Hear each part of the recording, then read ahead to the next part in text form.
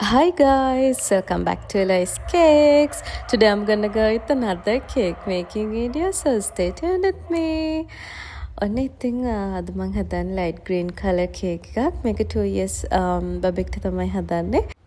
ඉතින් ඔන්න cake එක හදන ගමන් මට ඔයාලට පුංචි දෙයක් කියන්න ඕනි කියලා හිතුණා. ඉතින් එක පුද්ගලයෙක් ඉන්නවා. මේ පුද්ගලයා හරිම වයිස් පුද්ගලයෙක්. ඉතින් හැමදේම ගැන ලොකු අවබෝධයක් තියෙනවා. ඉතින් ගොඩක් අයට උපදෙස් දෙන්න, ඒ වගේම ප්‍රශ්න නිරාකරණය කරගන්න ඉතින් උදව් කරන්න පුළුවන් හැකියාවක් තියෙනවා. ඉතින් මේ පුද්ගලයා හම්බෙන්න දවසක් තවත් පුද්ගලයෙක් එනවා. ඉතින් මේ පුද්ගලයාට තියෙන ලොකුම ප්‍රශ්නේ තමයි තමන්ගේ සිතුවිලි කොහොමද කළමනාකරණය කරගන්න. එහෙම නැත්නම් තමන්ට ඕනි විදියට තමන්ගේ හිත පාලනය කරගෙන වැඩ කරන්න කොහොමද කියන එක.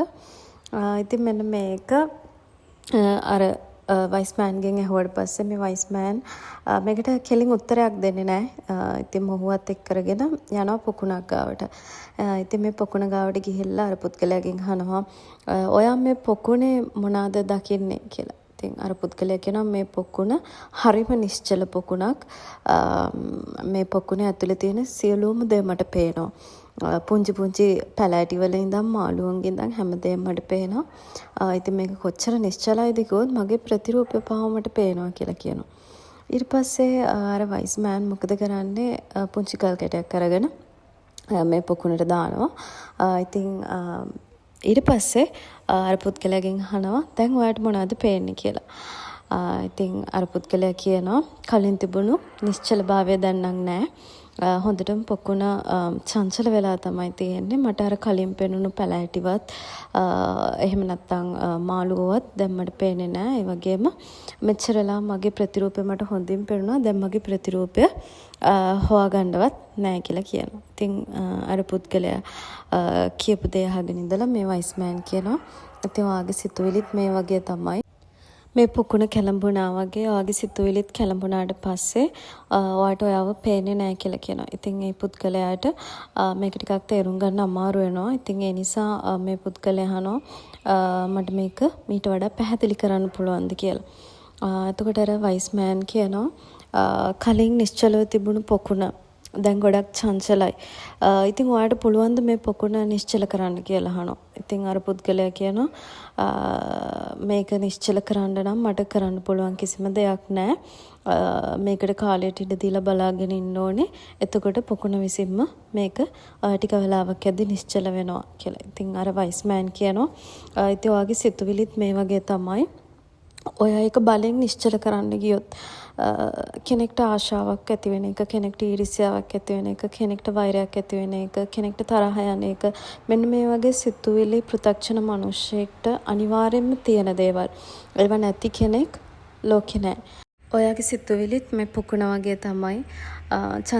නිශ්චලව තියෙනකන් ඔයාට ඔයාගේ සිතුවිලි ගැන අවබෝධයක් තියෙනවා. ඔයා කරන්නේ මොනවාද, ඔයා කියන්නේ මොනවාද මේ පිළිබඳව ඔයාට ලොකු අවබෝධයක් තියෙනවා. හැබැයි හිත චංචල වුණාට පස්සේ ඔයා අවබෝධ කරගන්න ඕනේ හිත චංචල වෙලයි තියෙන්නේ කියලා. හරියට මේ පොකුණ චංචල වුණාට පස්සේ අපි තේරුම් ගන්නවා මේක නිශ්චල කරන්න පුළුවන් ආයේ කිසිම විදිහක් නැහැ. ඒ පොකුණ විසින්ම තමයි මේක නිශ්චල කරගන්න ඕනේ. අපි නිශ්චල කරන්න කියලා මොන හරි කරන්න ගියොත් තවත් මේක කැළඹෙන එක තමයි වෙන්නේ. ඉතින් හිතත් ඒ වගේ තමයි. ඔයාට ආශාවක් ඇති වෙනකොට, ඔයාට වෛරයක්, ක්‍රෝධයක් ඇති වෙනකොට ඒ සිතුවිලි සාමාන්‍ය දෙයක්. ඒ දේවල් ඔයාට ලැබෙනවා කියන එක, ඒක ඔයාට එනවා කියන එක පෘථග්ජන මනුස්සයෙක් විදියට සාමාන්‍ය දෙයක්. හැබැයි ඔයා ඒවා මම ආයෙ තරහ ගන්නෙ නැහැ. එහෙම නැත්නම් මම ආයෙ ඉරිසියා කරන්නේ නැහැ. මම ආයෙ වෛර කරන්නේ නැහැ කියලා ඒ සිතුවිලි පස්සේ ඔයා යන්න ගියොත් ඔයා ඊළඟ මිනිත්තුවේදීත් ඒ දේ ආපහු නොනවත්වාම කරන්න පටන් ගන්නවා. අපේ මොළයට තේරෙන්නේ නැහැ අපි එපා කියන දේ. අපි දෙයක් එපා කියලා හරි හිතන්න ගත්තොත් ඔයාට ඒ දෙයම තමයි පේන්න පටන් ගන්නෙ. ඉතින් ඔයා තරහ ගන්නෙ නැහැ, ඔයා වෛර කරන්නේ නැහැ, ඔයා ක්‍රෝධ කරන්නේ නැහැ. ඔයා එහෙම හිතන්න ආපහුත් ඔයාට ඊළඟ මිනිත්තුවේදී ඒ දෙයම රිටර්න් එකක් විදියට එනවා. ඉතින් ඔයා තේරුම් ගන්න ඕනේ හැම වෙලාවකම මට දැන් ඊර්ෂ්‍යාවක් ඇවිල්ලා නම් තියෙන්නේ. ඒ ඊර්ෂ්‍යාව මට දැන්ලා තමයි තියෙන්නේ කියන එක අවබෝධ කරගෙන ඒ ටයිම් එක පාස් කරගන්න දැනගන්න ඕනේ. ඒ කියන්නේ ඔයා ඒවට ප්‍රතික්‍රියා කරන්න ගියොත් තරහ ගිහින් ඉන්න කෙනෙක් නෑ මට තරහ ගිහින් නෑ කියලා අනිත් අයට පෙන්වන්න යන වෙලාව හැම ක්‍රියාවකින්ම පෙන්වන්නේ ඔයාට තරහ ගිහින් කියලා.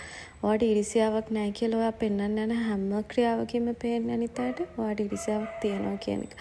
ඉතින් ඔයාගේ සිතුවිලි කැළඹුණු වෙලාවට හොඳම දේ තමයි ඔයා ඔයාගේ හිතට ඉඩ දීලා ඔයා ඒකට ටයිම් එක දීලා ඔයා ඒක තේරුම් අරගෙන මට දැන් මෙහෙම දෙයක් තමයි තියෙන්නේ කියන එක තේරුම් අරගෙන තමන් ඉන්න ඕනේ. ඉතින් එහෙම වුණාම ආපහුත් ඔයාගේ අර ලස්සන නිශ්චල හිත ඔයාට ලැබෙනවා. හැබැයි ඔයා කැළඹිච්ච වෙලාවට ආපහුත් ඒක නිශ්චල කරන්න කියලා ගොඩක් දේවල් කරන්න ගියොත් වෙන්නේ ඔයා ආපහු නොදැනුවත්වම අර පස්සෙම යනවා. ඉතින් මට හිතුණා මේක ඇත්තටම අපේ ජීවිතවලට ගොඩක් අදාළයි කියලා. මොකද අපි නොදැනුවත්වම අපි මේ දේවල් වලට හැමදාම මුහුණ දෙනවා. ඉතින් ඔන්න මෙන්න මේ විදිහට තමයි මේ ලස්සන කේක් එකේ වැඩ ඉවර වෙන්නේ. මේක 1 කිලෝග්‍රෑම් කේක් එකක්. 2 years baby boy කෙනෙක්ට තමයි ඔන්න අපි මේක හැදුවේ. ඉතින් එහෙනම් ගිහින් එන්නම්. Thanks for watching.